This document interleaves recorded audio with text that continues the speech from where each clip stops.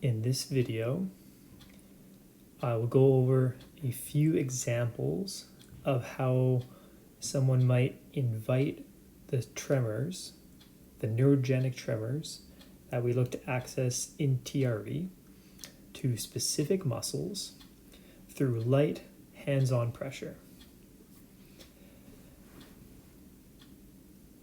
I find it very helpful when I start any practice to slowly go through building the intensity of the tremors,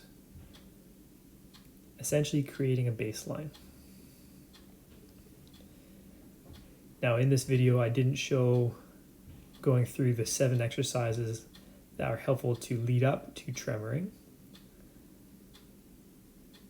but the focus of this video is more on an intervention rather than the whole process. So during this initial phase of building a baseline of that tremoring intensity, there's no particular focus or goal. We're really just exploring movements of the body as they happen. Here I'm taking my hand and putting a little bit of pressure on the pectoral muscles on the right side. That's the pectoralis minor and the pectoralis major. And as you can see, it can help encourage tremors to focus a little bit more specifically to that side.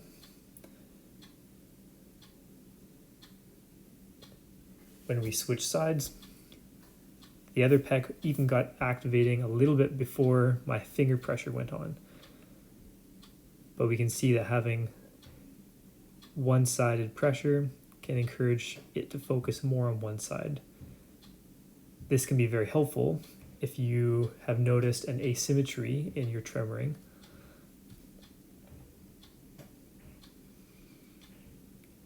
This next cue is focusing on some of the abdominal muscles. While there are quite a few layers of muscles in the abdominal region, I'm just putting some light pressure through the ones on the front. This next hand position is putting some thumb pressure into the left and right quadratus lumborum, or at least that region, which is a deep side stabilizing muscle of our trunk. I found there to be a little bit of asymmetry on my body.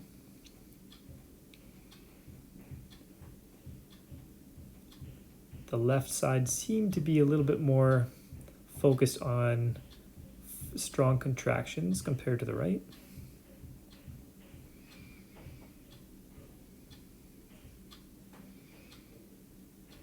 And when I take my right hand away and just focus on the left quadratus lumborum or QL, it provided a really strong response, which felt comfortable and relaxing.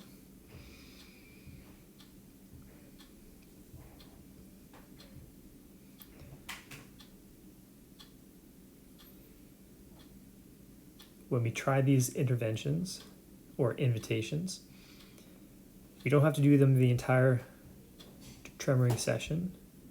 Even for 30 seconds or a minute, it can be nice just to focus and cue certain areas to get more active. After a short pause, I just start to activate again with no particular focus initially. Then bring my fingers near the region of the psoas. There's a lot of mixed evidence about whether or not we can actually manually feel the psoas muscle, but I'm pushing pressure into that region, going firmly deep, and just seeing what changes. Now the psoas is a hip flexor muscle and can also cause relative flexion of the trunk, the lower back. And with that, with the pelvic tilting, you can see that it seemed like we found a little bit more focus. Thanks so much for watching. Stay tuned for more videos.